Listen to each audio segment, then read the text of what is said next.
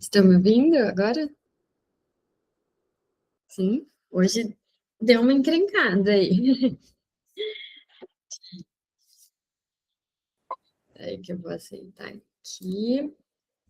Deixa eu pegar aqui o livro.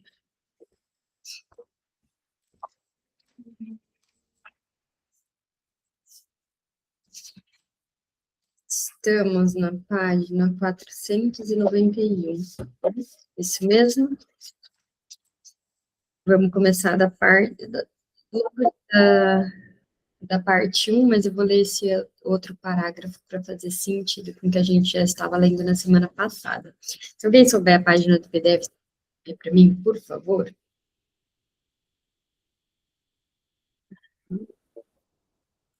Acho que eu preciso reclamar de novo, que eu tô odiando meu time. Tá muito ruim. Nossa senhora, para aceitar e ele trava. Vamos lá, começar, beleza? Boa parte dos juízos que fazemos sobre um sonho lembrado, após o despertar, dos sentimentos que a reprodução desse sonho suscita em nós, pertence ao conteúdo latente do sonho e deve ser incluída em sua interpretação. Então, já mencionei um exemplo notável disso. Trava para aceitar alguém aqui, peraí. Foi. Já mencionei um exemplo notável disso. Uma paciente não quer contar seu sonho porque ele não é claro o suficiente. Ela viu uma pessoa no sonho e não sabe se foi o marido ou o pai. Ó, não é claro. É claro, pro inconsciente, né? Bom dia, Ângela. Segue-se, então, na segunda parte do sonho, em que há uma lixeira que traz a seguinte lembrança. Como jovem, dona de casa, ela disse em tom de brincadeira para um jovem parente que frequentava sua casa, que sua próxima tarefa seria a aquisição de uma lixeira nova. Na manhã seguinte, ela recebeu, mas estava cheia de lírios do vale. Essa parte do sonho serve como representação da expressão idiomática. Isso não cresceu no meu próprio estrume. Significado, não sou responsável por isso. Completando a análise, vemos que nos pensamentos oníricos há o eco de uma história ouvida na juventude, em que uma moça já teve um filho, mas não estava claro quem era o pai.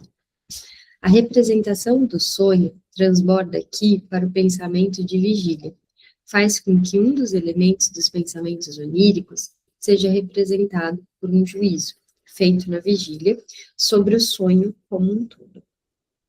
2. Um caso parecido. Um dos meus pacientes tem um sonho que lhe parece interessante, pois imediatamente após despertar, ele diz a si mesmo: preciso contar isso ao doutor. O sonho é analisado e mostra alusões nítidas a um relacionamento que ele iniciou durante o tratamento, sobre o qual pretendia não me contar nada. Nota acrescentada em 1909, em sonhos ocorridos durante o tratamento. Nesses dois casos, a gente vê a resistência do paciente, né? Ah, não quero contar, não é muito claro.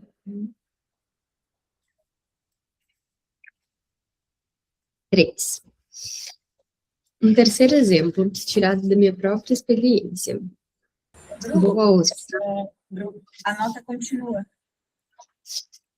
Ah, é verdade, né? Peraí.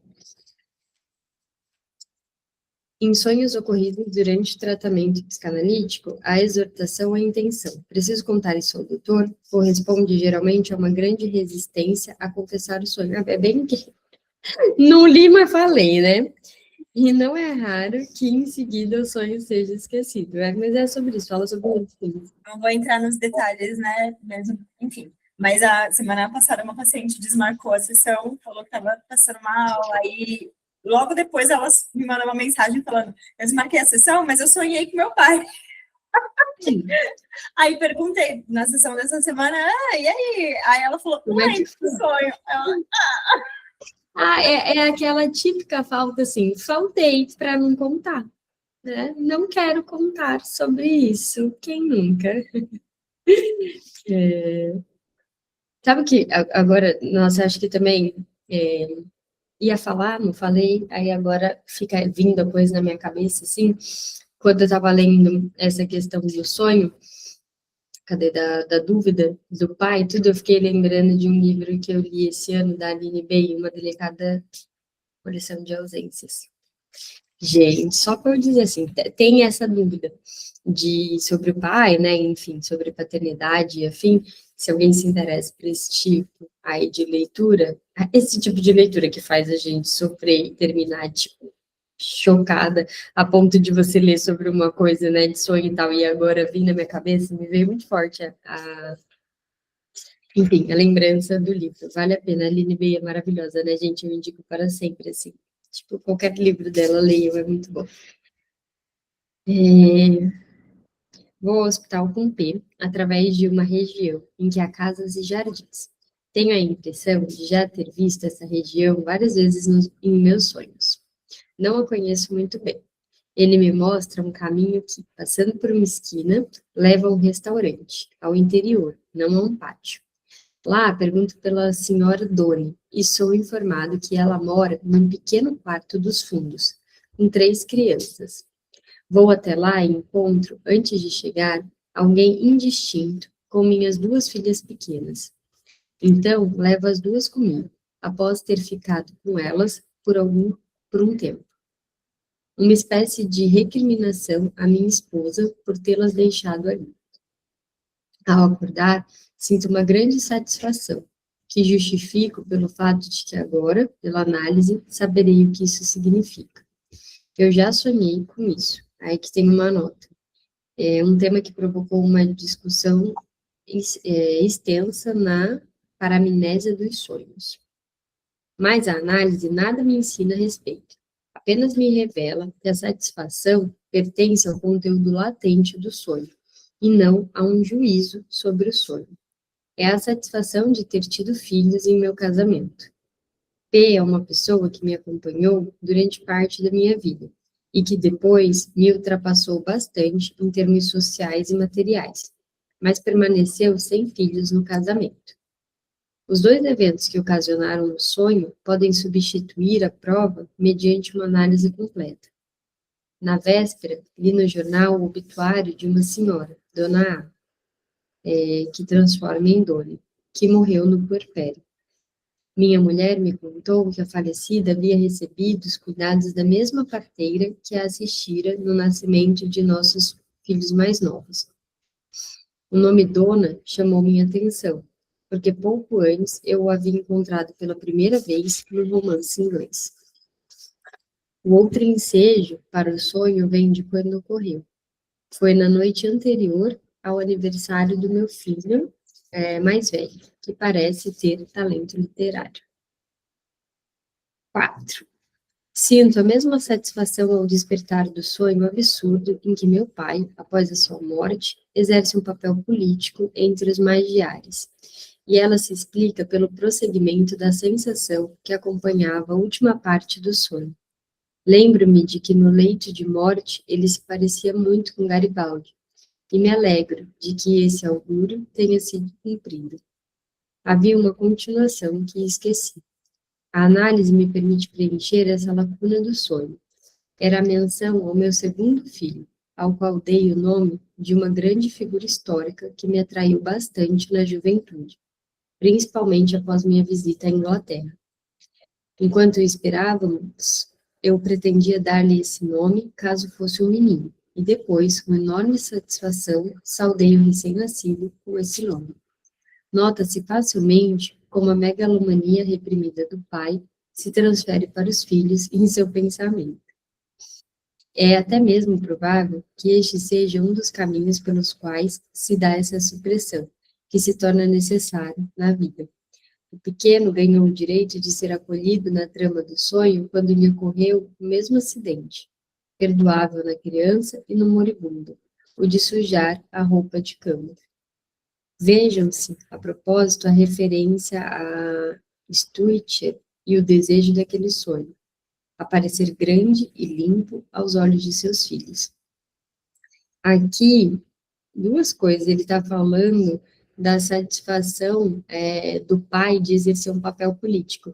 No, na biografia do Freud, eu não vou saber citar com exatidão, né, mas tem uma passagem lá que fala que o Freud ficou muito ressentido com o pai dele, porque uma vez eles estavam andando juntos, enfim, indo em algum lugar, e aí alguém acusou o pai dele, acusou assim, né, de... Enfim, eles eram maltratados pelo fato de eles serem judeus. E aí teve uma situação ali em relação a isso, e o Freud ficou esperando que o pai reagisse, que ele fosse agressivo de volta, né, que ele reagisse aquilo, e o pai não fez. E ele estava sempre ressentido com isso, pelo menos é a história que contam. E aí você vê no sonho, ele fala do pai exercer um papel político. De alguma forma, reagir é um ato político, né? Quando você se coloca ali, parece que tem alguma... é, tem algum sentido isso mesmo, talvez ele fosse ressentido com o pai. E aqui, quando ele fala da questão da megalomania, cadê? Já nem me lembro, mas tá aqui, né, no trecho, o Freud, ele sempre quis mesmo ser alguém importante, na biografia também fala sobre isso, assim, ele tinha um desejo de ser conhecido, das coisas acontecerem, a obra em si, não ele, né, propriamente dito, mas a obra. Pode falar, Dani. Só pensar alto que dá para perceber, assim, né? Mesmo eu nunca li a biografia, mas dá para perceber que ele tem esse anseio, assim, nas coisas que ele escreve. Ele queria que a psicanálise ganhasse... Era certo. É isso, ele queria muito isso. E ele, pelo que está escrito lá na biografia, ele se empenhou muito na vida dele. O cara estudava desde que ele era, tipo, criança, e muito, assim. E eu acho que essa maneira como ele vai procurar meios em outros lugares para embasar tudo que ele fala, eu acho que também é uma forma da gente perceber isso, né? Que eu acho que a gente comentou, não me lembro agora se foi no Conectadas do app, mas ele vai na ciência, ele vai na literatura, ele vai na filosofia, ele vai Tudo. atrás de coisas que embasem, né? Eu acho que isso E tudo que ele tem disponível, né? Cara, eu falo, assim, da gente estudar Freud e ver o tanto de referência que ele tem, e referências em diversas áreas. Outra pessoa que eu consigo pensar que é assim, que para mim é muito... me passa essa sensação, é o Dunker. Gente, o cara... Vocês já assistiram, tipo, a aula dele? Vocês acompanham? Vocês leram as coisas que ele escreve? Tipo, vocês acompanham o trabalho dele? Ele é muito, muito, muito culto, muito inteligente. É uma coisa, tipo, o cara sabe de tudo. Ele tem referência sobre todas as coisas e ele é entendido de várias áreas. Assim, fico olhando para ele pensando, como que alguém pode ser tão inteligente assim? Eu acho ele demais, sensacional. Obviamente, tem outras pessoas inteligentes, mas ele, quando eu vejo as coisas, tipo, todas as referências, eu penso, olha, filho do Freud. Eu acho bonito isso de conseguir dar Acho referências para as coisas, assim, de poder citar coisas. Eu acho isso muito bonito. Eu sinto que eu não tenho essa capacidade. Quando você está falando, eu vi em algum lugar, dá vontade de colocar fonte, tudo que eu estudei até hoje. Tá aqui, né? Em algum lugar na minha cabeça. Né? Eu não consigo citar, assim. Eu acho bonito que ele cita, né? Ele tem essas coisas, assim. Isso eu acho muito bonito. Eu acho lindo. Nossa, tem uma coisa que eu admiro numa pessoa, é ela ser culta, assim. E aí não é só uma questão do que ele lê, né? Tipo, você vê que ele fala de vivências, de experiências, obviamente. Também tem uma questão de, enfim, poder aquisitivo, privilégios e tudo isso, né? Com certeza ele teve acesso a muitas coisas, mas eu gosto disso, tipo, ele fala sobre outras culturas, e aí ele aponta, tipo, porque, sei lá, no país tal, é de tal jeito, o que esse cara sabe dessas coisas todas? A Vera e a Corneli, numa medida diferente, na minha visão, mas ela também é uma pessoa que parece, assim, eu acho que principalmente no Manifesto Antimaternalismo, ela faz isso, mas eu acho que a Vera é mais no sentido de pesquisa, mais desse lugar teórico. O Dunker não, né? Ele fala de um jeito de experiência vivida, assim, uma coisa, acho muito legal. Eu fico pensando, quando ele entrou na sala, assim, que eu tive aula com ele presencial, eu não fazia ideia, assim, tipo, sabe, assim, nem sei quem é esse cara. E aí depois eu fui, tipo, ver, né, e aí hoje eu olho os vídeos dele, eu fico pensando, nossa, que doido, né, já tive aula presencial com esse cara, e ele é tudo isso mesmo, ele é muito inteligente, muito, muito, muito. Para mim, hoje, um dos que eu realmente mais admiro nesse sentido de ser culto. Se conhecer outras pessoas cultas desse jeito, vocês me falem quem são, que eu gosto de gente assim. Tem um Leandro Carnal. Leandro Carnal. Carnal, já ouvi falar dele, mas não... Tem Deixa um cara, depois tu assiste o Café Filosófico, que ele fala de Hamlet, de Shakespeare. Esse meu sonho. Introduz o Carnal assistindo esse vídeo, depois tua cabeça explode. Ele é filósofo, não é? Ele é historiador. Historiador? Isso. Eu achava que ele era filósofo, mas ele também é interessante de ver. Ele fala de um jeito mais culto, assim, né? Isso, ele fez psicanálise, ele estudou psicanálise. Eu sei, assim, sabe quando, tipo, já ouvi o nome dele, tipo, sei alguma coisa, mas não tava, sei lá, não acho que não... Ele parece bem inteligente também, eu acho engraçado o jeito que ele fala, assim. Daí eu já vi alguns programas dele com a Gabriela Priori. Sim. Sabe? E ela fala mais assim, e aí eu acho muito engraçado a conversa deles dois, assim, que ela também... São polos extremos, né? Embora ela seja muito inteligente também, né? Mas ela fala de um jeito mais acessível e ele fala de um jeito mais robusto, assim, sabe? Daí eu acho muito engraçado. Eles são amigos pessoais. O Pinter tem isso, assim, ele não fala de um jeito robusto. Ele fala de um jeito simples as coisas, né? Tipo, é muito assim, não sei, parece que para ele as coisas vêm muito fácil, assim, né? Vocês falaram de Hamlet, vocês viram que vai ter Hamlet em São Paulo? Meu Deus, queria tanto. Deixa eu ver aqui para eu passar a mensagem certa, né? Não falar coisa errada. É uma peça, Hamlet, Sonhos que Virão, no Cine Copan. É no Cine Copan o nome. É interpretado por Gabriel Leone. E quando que vai ser isso? Eu não sei quando que vai ser, mas posso mandar para vocês. É de 19 de fevereiro a 19 de abril. Aí tem várias possibilidades aqui de dia e horários. Vamos? Quem quer ir comigo? Vamos. Sempre quis assistir. Vou mandar para vocês. Deixa eu... Se alguém quiser me fazer companhia, tô topando, hein? O Freud cita tanto, né? Ele fala tanto que eu tenho muita vontade. Tentei ler. Gente, vocês já tentaram ler? Assim, a gente lê uma frase e passa 3 dias tentando entender o que aquilo quer dizer, né? Não é fácil, não. Mandei aí para vocês. Depois vocês dão uma olhada lá, os ingressos... Tem 2 valores lá, mas não são surreais, assim. Diz que tem ingresso a partir de R$ 25, e aí num outro lugar, no mesmo texto, só que em coisas diferentes, diz que o ingresso é R$ 80. Enfim, deve ser dentro dessa faixa de preço aí, deve ser até R$ 100. Então, dá para ir, né? Dá. Quer passear em São Paulo? Continuar aqui? Sim.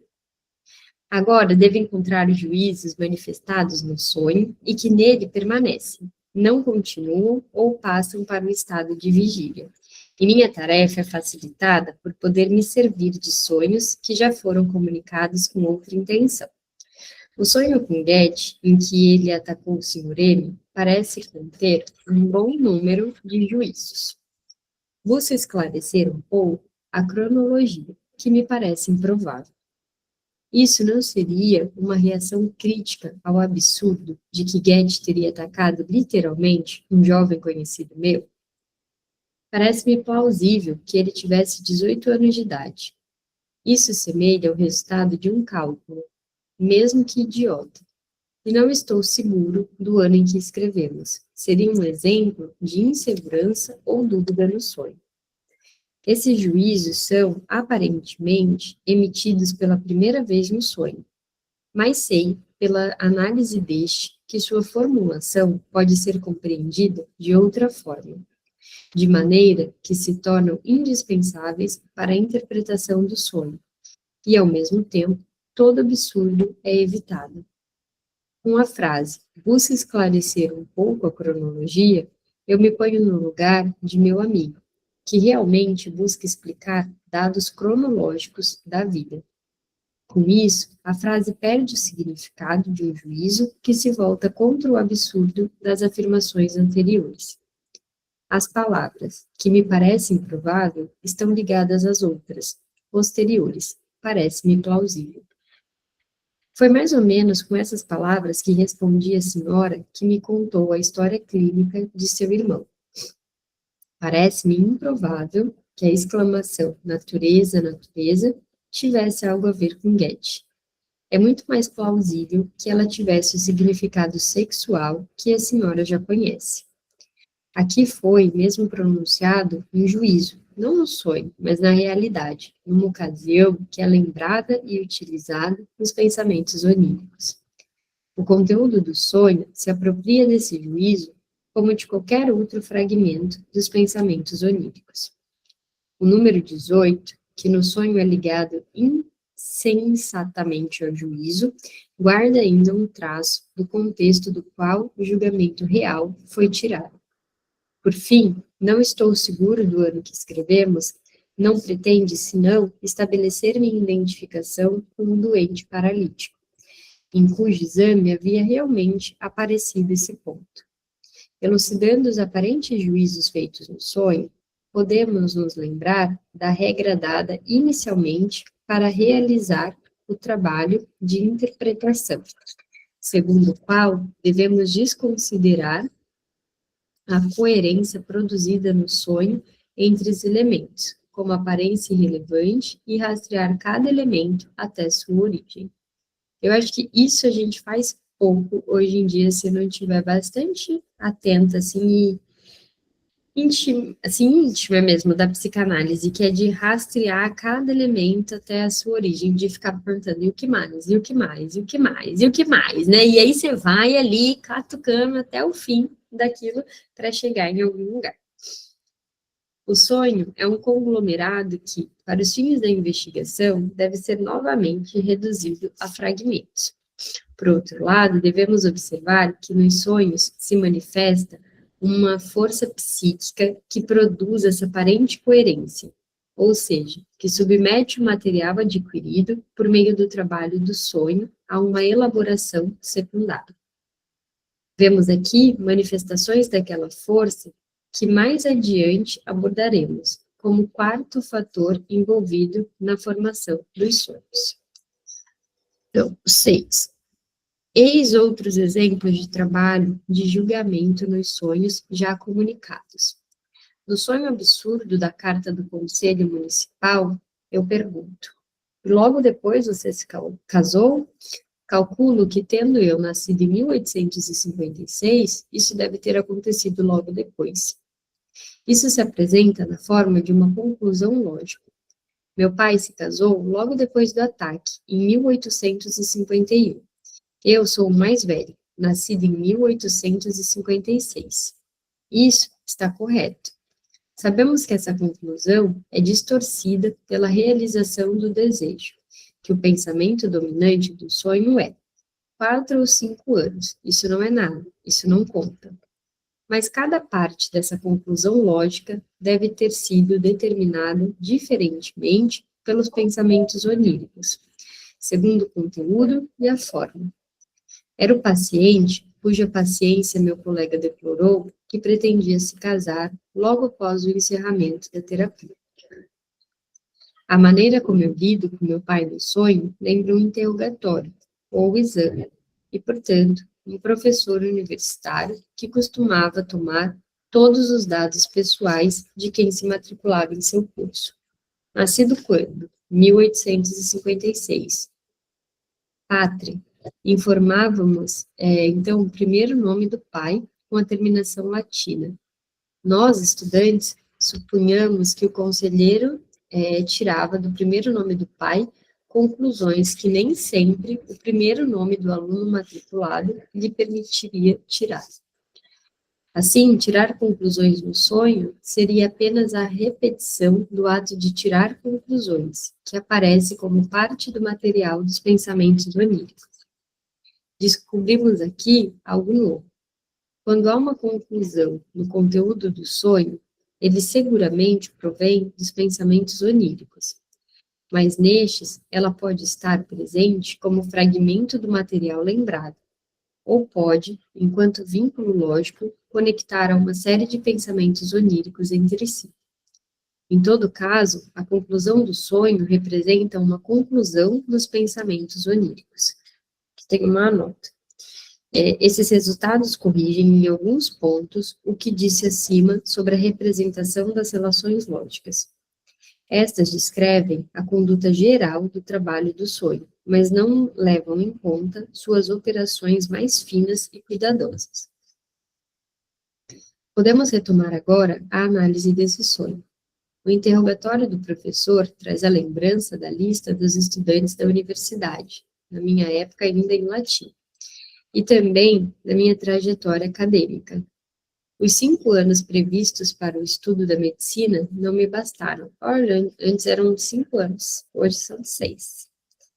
E contando, né, porque o povo que faz medicina não para nunca, não que a gente pare também, né, e tal, mas assim, não são só 6 anos. Continuei despreocupadamente por vários anos. Meus conhecidos me tomavam por ocioso e duvidavam que eu chegasse a concluir o curso. Então, me decidi rapidamente a fazer os exames e terminei, apesar do adiamento. Era um novo reforço dos pensamentos oníricos que eu contrapunha a meus críticos. Vocês podem não acreditar, porque não me apressei, mas eu termino, eu chego à conclusão. Não é a primeira vez que isso acontece. E aí tem uma frase de uma... tem uma frase que o Freud fala, na verdade ele cita, a partir de alguma peça de teatro ou algum livro que ele leu, que eu não vou saber citar, e tem alguma coisa relacionada também à Bíblia, que ele coloca, que se ele não puder continuar andando, ele vai rastejando, uma coisa assim, é bonito isso. Agora, onde é que tá isso, pra vocês lerem aí? Já sei onde tá. Calma aí, tá em familiar. Meu Deus, derrubei coisa aqui. Deixa eu ver. Em algum livro da Autêntica, não é? Sabe, Dali, qual é? Eu acho que era mal-estar, não foi nesse semestre que a Era gente fez isso. Já faz um É algum livro da Autêntica, né? Sabe o que eu ia falar, que eu esqueci, que eu lembrei? Foi aqui que a gente estava falando das cartas do Fliss? Foi. Não é só no amor sexualidade, no neurose, psicose e perversão também tem carta dele. Ontem eu estava procurando, porque a gente falou disso, são vários livros, né, que tem de cartas. A gente vai ter que escolher por quem começar. Então, no neurose tem e no amor por sexualidade e feminilidade também. Também tem, né? Nossa, eu acho que deve ser muito legal ler todas as cartas. Eu acho que são cartas, referências temáticas do livro, né? Isso, tem carta, inclusive com a Marta, sabia? Várias cartas que ele troca com a Marta. Tem as cartas do Freud com Jung, tem as cartas do Freud com a Marta. Dizem que essas com Jung é bem legal. Eu queria tanto achar a citação, não achei. Nossa, mas é tão boa. Olha, capaz que tem algum post que eu fiz no feed. Onde só Deus sabe. Mas é no começo de algum texto dele, mas se não posso chegar andando, irei rastejando, não é uma coisa assim?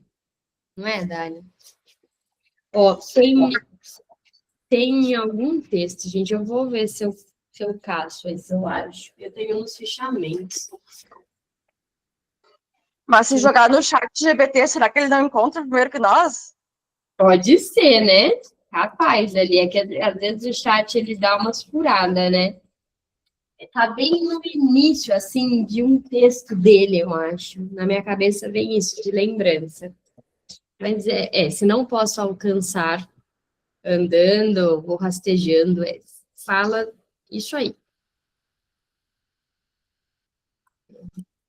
Já viu, Chay? Também é isso. Tem, e é bem bonito. E tem alguma citação, assim, que ele fala... não é... olha só, gente, as coisas ficam vindo na minha cabeça. Vocês também são assim, que os pensamentos vêm assim, ó, e começa a me vir imagens, tipo, fotográficas das coisas. Não tá no início do texto, tá no final de algum texto dele. Na última parte de algum texto dele que tá em algum livro da Autêntica. E eu adoro. Parece aquelas pessoas falando assim, você sabe, o vizinho. Que vizinho? Da fulana. Fulano, da ciclana. O Bunker saberia. E nós tá aqui, ó. Que ficou na minha cabeça.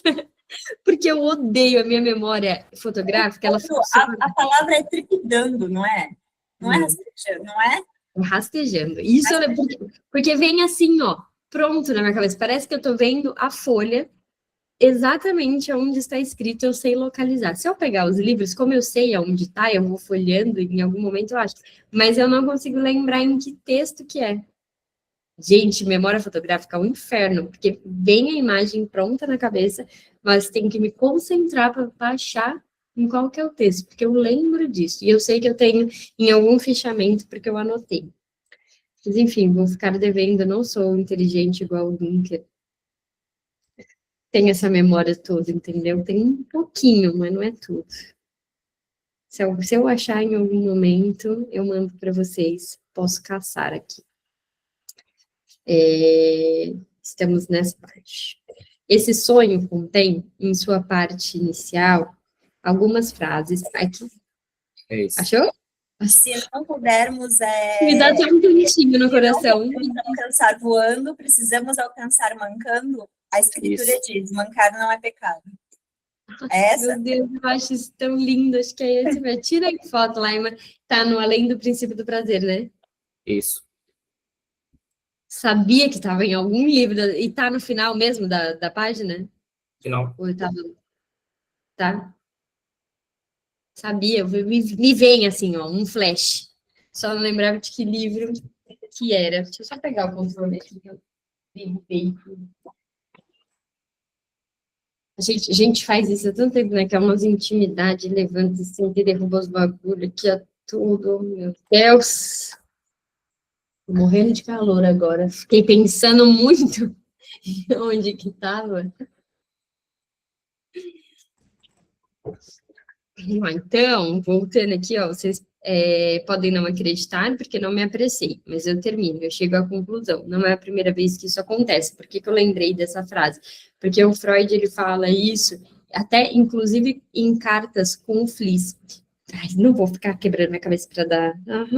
Que agonia! Mas em cartas com o Fliss, ele fala sobre isso também, de que ele, em alguns momentos da vida dele, ele respeita o tempo de pausa que é necessário para que as coisas aconteçam, de que ele nem sempre desiste, embora às vezes sim, mas que ele se dá tempo de realizar. Coisa tão escassa assim hoje em dia, né? A gente não se dá tempo de realizar as coisas. Parece que tudo tem que ser feito aqui e agora, e que se você demora muito numa formação, e esse muito entra num lugar, né, de que se você não se formou em 48 horas, você é burro.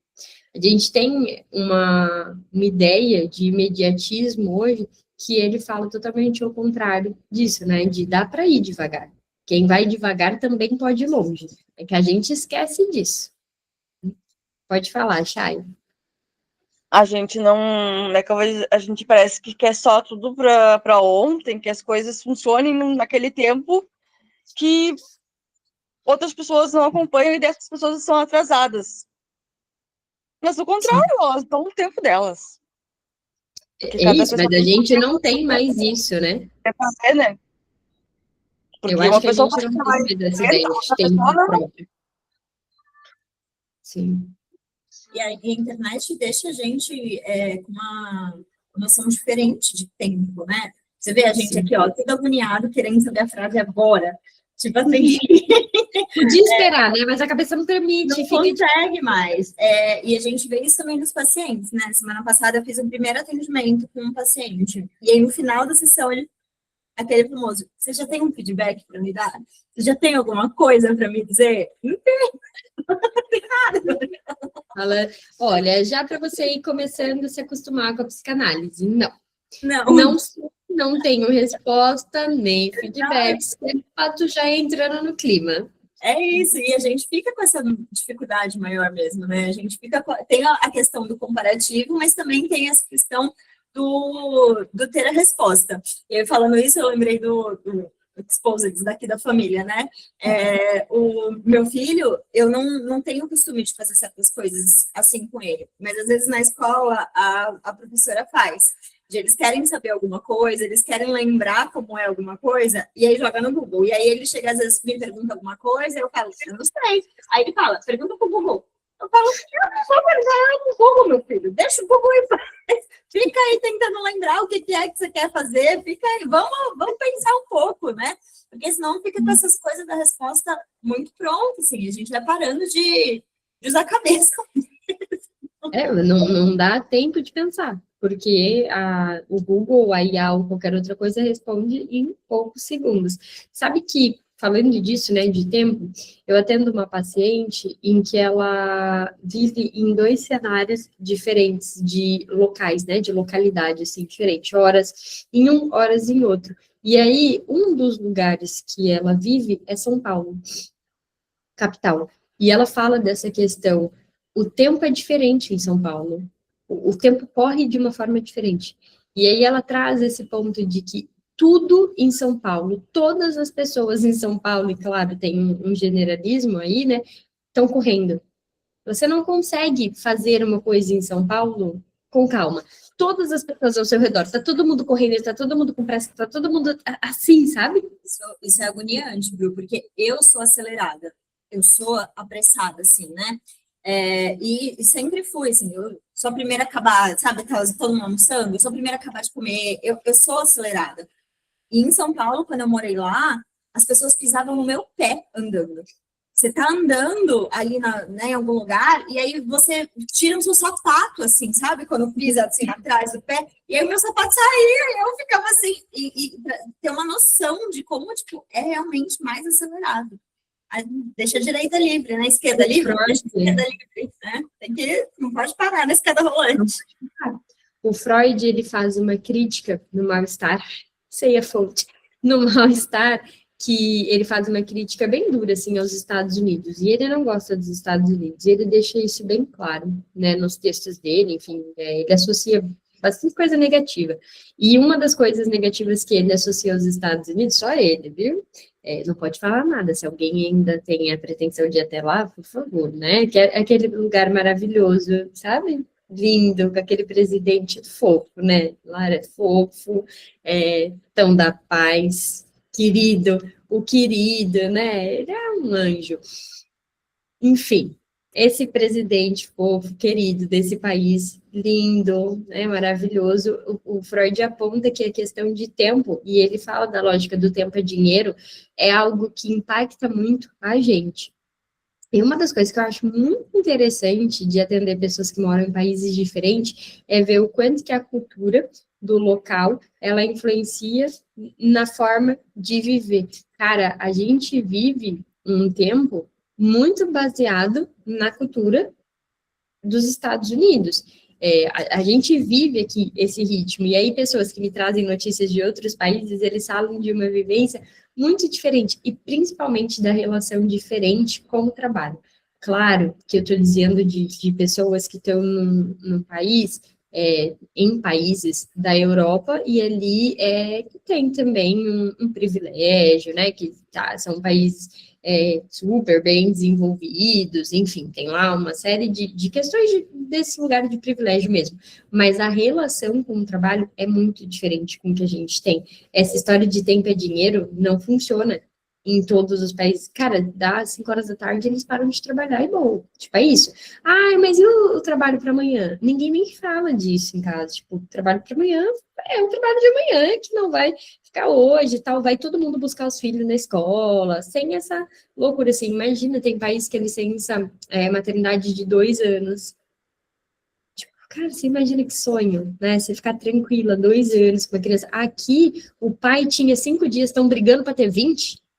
20 dias é nada. Eu vi que rolou, né? Esses 20 dias. Até que, enfim, assim, imagina você ficar 5 dias. E aí, olha o quanto que isso tem de machismo, né? Nossa, enfim, a gente podia ficar horas falando disso. Mas o que eu queria também apontar aqui é que eu vi de uma psicanalista falando um tempo atrás, que ela tem consumido conteúdos que vão numa lógica contrária a essa lógica dos Estados Unidos. E aí ela fala, olha, eu estou assistindo filme, lendo livros, buscando seguir pessoas que não estejam nessa lógica para que eu possa mudar um pensamento a respeito disso, né, para que seja influenciada por uma outra cultura e tal. E aí eu achei isso muito interessante. E acho que é um exercício bacana da gente fazer. Vocês já tentaram assistir filmes e séries que não estejam ligadas à cultura dos Estados Unidos? Eu estou assistindo uma série agora, que eu não me lembro o nome, que ela acontece em Londres, mas eu vou pegar, porque é uma série interessante. É uma menina, que ela é neurotípica, ela tem, ao longo da série, ela conta que ela é autista, e ela trabalha com a polícia, né, resolvendo, então, crimes e tal, e aí ela parece ali que tem uma superdotação, enfim, tem algo relacionado nesse sentido. Mas o tempo das coisas é muito diferente. Tipo, por exemplo, eu já assisti muito CSI, hoje em dia eu assisto Chicago PD, eu amo séries policiais, bem louca, né? Mas eu adoro. E aí você comparar séries policiais que são vindas dos Estados Unidos, né? Chicago, tipo, aceleradaço, assim, muito acelerado, muito intenso. Eu sou apaixonada por isso, deve ser, não queria ser, mas eu sou. E muita violência, corrupção, enfim, várias coisas nesse sentido. E essa outra série que retrata a polícia de uma outra maneira, né? Nossa, você vê assim, até a poesia da série, todas as imagens, a música, gente, tudo diferente.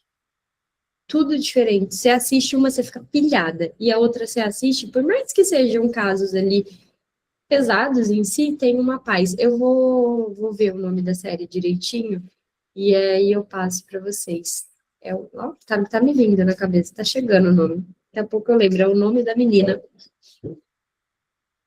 Ai, que agonia. Deixa eu ler para a gente terminar de ler, porque eu fico pensando agora no nome, não quero ficar assim para a gente terminar essa parte. Esse sonho contém, em sua parte inicial, algumas frases a que dificilmente podemos negar o caráter de argumentação. E essa argumentação nem é absurda. Ela poderia estar igualmente no pensamento desperto. No sonho, eu me divirto com uma carta do Conselho Municipal, pois, em primeiro lugar, eu ainda não havia nascido em 1851. Em segundo lugar, meu pai, ao qual isso pode se referir, já morreu. As duas afirmações são não apenas corretas, também correspondem aos argumentos reais que eu utilizaria no caso de um comunicado desse tipo. Sabemos, pela análise anterior, que esse sonho nasceu de pensamentos oníricos profundamente amargurados e plenos de escárnio. E se supusermos, além disso, também fortes razões para a censura, compreendemos que o trabalho do sonho teve todo motivo para criar uma refutação impecável a uma pretensão absurda, segundo o modelo contido nos pensamentos oníricos. Aqui ele fala de profundamente amargurados, bem onde ele também coloca o pai. Então, eu acho que faz muito sentido pensar que ele era amargurado em relação ao pai dele. A análise mostra, porém, que aqui o trabalho do sonho não foi livre para criar, tendo que usar material dos pensamentos oníricos. É como se, numa equação algébrica, além dos números, houvesse também sinais de mais e de menos, sinais de potência e de raiz. E alguém copiando a equação sem entendê-la. Eu. Eu facilmente seria essa pessoa. Passasse os sinais de operações e os números para sua cópia, mas misturasse tudo. Os dois argumentos podem ser relacionados ao seguinte material. Foi embaraçoso pensar que algumas das premissas que estão na base da minha explicação psicológica das psiconeuroses provocariam descrença e risos quando se tornassem conhecidas. Fui levado a afirmar que impressões já do segundo ano de vida, às vezes do primeiro, deixam um rastro permanente na vida afetiva dos futuros pacientes e que, ainda que muito distorcidas e exageradas pela lembrança, podem fornecer o primeiro e mais básico fundamento para um sintoma histérico. Vamos grifar isso daqui, né? Quem não é apaixonado pela histeria? Impossível, né? Meu Deus.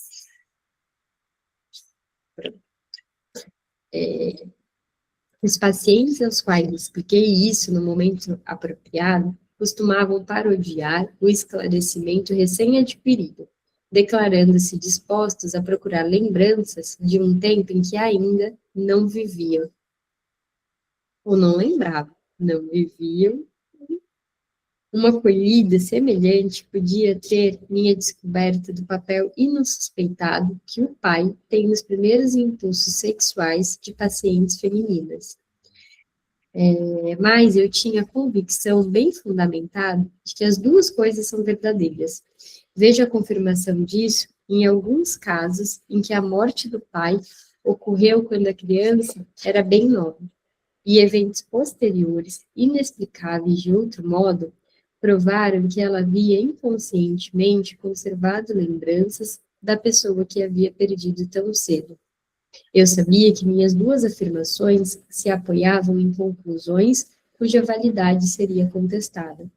Era, portanto, a realização de um desejo que o trabalho do sonho empregasse justamente o material dessas conclusões, cuja contestação eu temia, para produzir conclusões irrefutáveis. Vou parar aqui, porque a outra a gente não conseguiria dar conta de ler.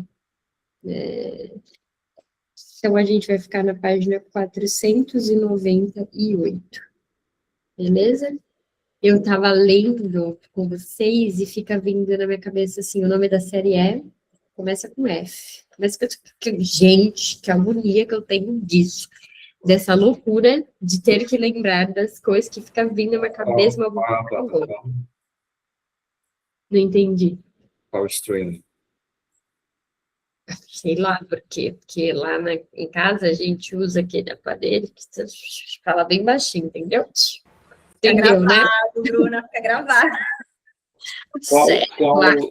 Qual a musiquinha que faz quando liga o episódio?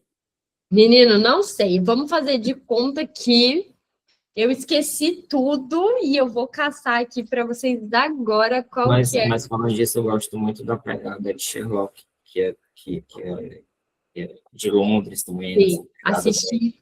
Eu fechei essa série, nossa, anos atrás.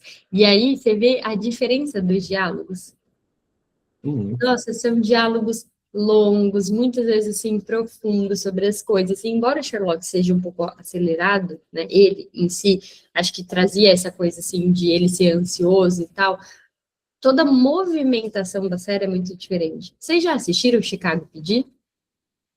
Já? Toda a conglomerado do que se passa em Chicago, que é uma parte que eu... Gente, meu traço tóxico.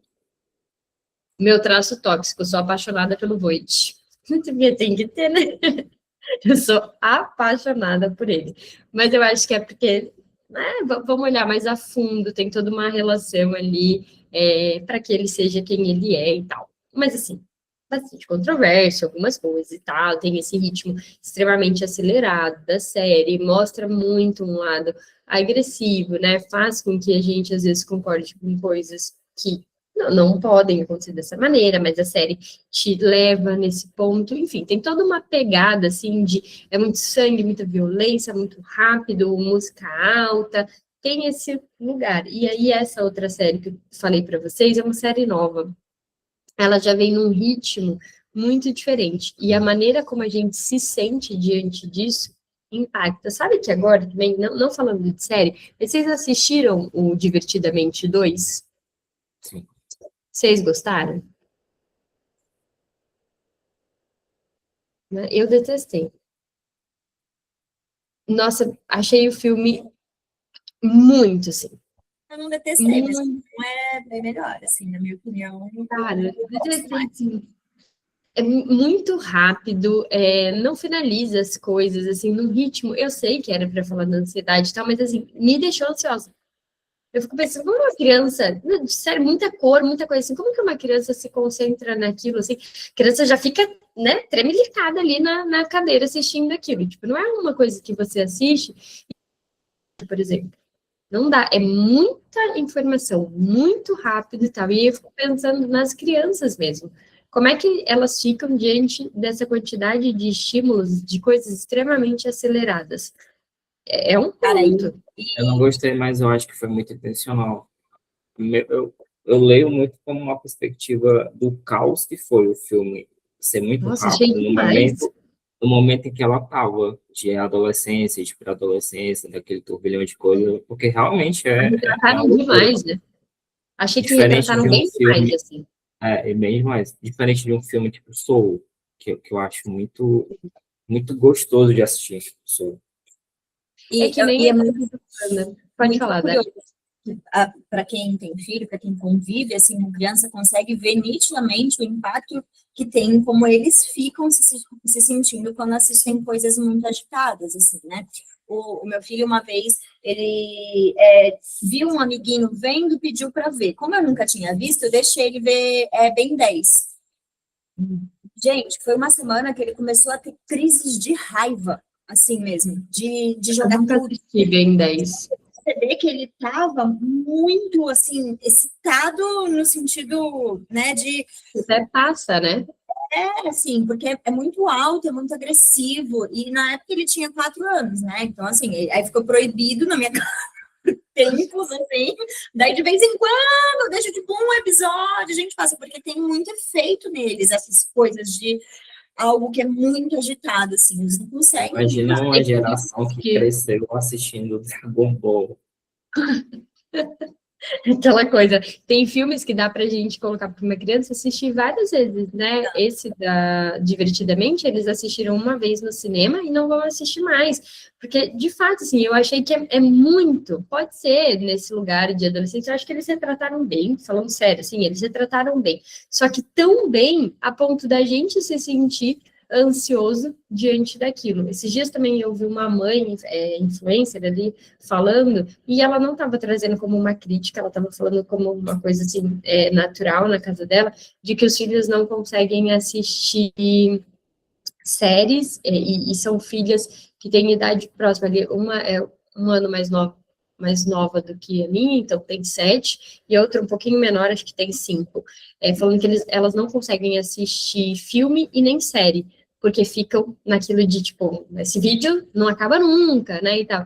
Eu não sei se foram as escolhas, assim, né, meus filhos têm limite de tela e tal, todas aquelas coisas que eu acho certo, e, meu, eles ficam amarradões, assim, em filme. Eles assistem Harry Potter inteiro, todas as séries eles assistem do primeiro ao último, e assim, não é querendo que acabe, não, é tipo sentar e assistir. Você pensa hoje a gente como adulto, né? Eu não faço isso, mas até porque eu me proibiria de fazer. Mas, cara, as pessoas não conseguem assistir uma série sem parar no meio para ver o celular. Cara, é muito interessante pensar em todo esse contexto, né? O Luca também, ele assiste, quando é para assistir, ele assiste. É difícil deixar ele na tela sem limite. Situações, assim, muito específicas. E aí, se Coragem. você vai observando, assim, quando ele fica muito na tela, você consegue perceber que a criança fica com a cabeça querendo ver aquilo mais, e você consegue ver que o corpo não aguenta mais ficar parado naquela posição. É muito engraçado, porque ele começa a ficar agitado, se mexendo. Ele tá vendo aquilo, mas o corpinho já tá assim, num outro ritmo de não aguentar mais ficar ali parado. Então, você imagina quem é acostumado a ficar sem limite de tela o tempo inteiro, os danos que isso não pode ter a longo prazo ali, né? Na questão do corpo mesmo, do movimento, de um monte de coisa que eu acho que tem outras reverberações. E a outra coisa que eu ia falar é que, não sei se vocês já viram isso, das novelas para adultos mesmo, o tempo que levam os diálogos, o tempo das coisas, como era antigamente. Se você vê uma novela antiga, às vezes a gente tem a sensação de vai logo, assim, dá vontade de dar um tapa nas costas para desembuchar, sabe? Porque era um tempo diferente de novela. Porque às vezes a gente podia ficar sem assistir a novela vários dias, e quando você voltava a assistir, Dava pra... mais ou menos a mesma coisa. Se você fica uma semana sem ver novela, eu não vejo novela, né? Mas eu vejo as pessoas falando disso hoje. Não dá, não tem tempo, você perde coisas, porque as pessoas têm acesso a ver aquelas coisas em outro lugar. Então, se perde um episódio da novela, você vai assistir lá no Globoplay, você vai assistir em outro lugar. Então, o ritmo é muito diferente, tanto dos diálogos quanto das coisas acontecerem, assim. E vão se encaixando. É o ritmo de vida, é isso, ao qual a gente está sendo colocado, né? É tudo muito rápido, todas as coisas, e aí eu acho que isso, a longo prazo, para a geração mais nova, vai ter um grande impacto. Esse imediatismo que a gente já sente agora, para eles, e assim, por mais que eu e a Dália, a gente está falando aqui, tem filho, né? Meus filhos, eles têm acesso hoje a meia hora de tela do dia, e no final de semana eles podem sim assistir, eles assistem série. Né? Mas é aquilo, tipo, é um episódio que dura 45 minutos, 50 minutos no máximo, e aí eles têm que esperar. A Isis, por exemplo, ela ama o Deus do Mar lá, gente, Poseidon, sei lá qual é o nome da série, que tem filme, que tem livro, Filho do Poseidon. Ninguém sabe qual que é. Percy Jackson. Percy Jackson. Ela ama Percy Jackson, ama. E aí ela vai esperar até dezembro para ter uma nova série. Esse tempo de espera é extremamente necessário, mas que hoje em dia não está sendo respeitado. E aí, uma ou outra criança, né, alguns pais que têm acesso a entender o quanto que isso pode prejudicar, respeita. Mas a maioria das crianças, e até dependendo da cultura qual elas estão inseridas, em que parte ali social que isso vem, elas estão tendo conteúdo de, tipo, 10 segundos, e 10 segundos, e 10 segundos, e viciando nisso. Se pra gente que é adulto é muito difícil controlar, porque volta e meia a gente tá fazendo coisa e tá no celular, imagina esse impacto na vida das crianças a longo prazo. Então, ficar tudo... faltar trabalho não vai, porque a galera vai ficar tudo doida, a gente vai ficar tudo doido, não é? Quanto que a gente não escuta hoje da galera? Eu recebo isso na clínica de verdade, tá? A gente falando assim, eu acho que eu tô viciada em celular. Eu passo 12 horas por dia no Instagram. Olha, eu já ouvi, tá? Eu passo 18 horas por dia no celular. Então, isso são coisas que a gente vai ter que lidar cada vez mais. Enfim, obrigada pela presença. Até quinta que vem. Um beijo. Até mais.